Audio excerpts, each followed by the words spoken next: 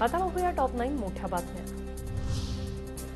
अटल सेतूसाठी फडणवीसांनी केंद्रातून परवानग्या आणल्या, तुम्ही फक्त कागदी घोडे नाचवले, शेलारांचा मवियाला टोला।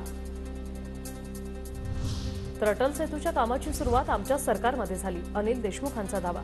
विधानसभेत अटल सेतूवरून खडाजंगी। रवींद्र वायकरांवर दाखल केलेले गुन्हे खोटे, आमच्याकडे असल्यावर गुन्हे, भाजपात गेल्यावर दोषमुक्त, संजय राऊतांचा भाजपवर निशाणा।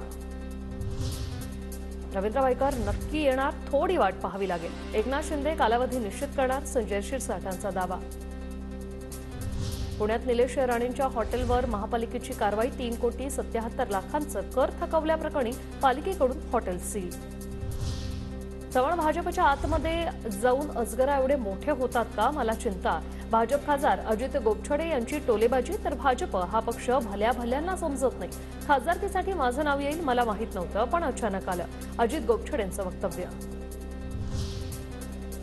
100 कोटींच्या आरोपानंतर स्थापन करण्यात आलेल्या चांदीवाल आयोगाचा अहवाल सभागृहात मांडा, माजी गृहमंत्री अनिल देशमुखांची मागणी।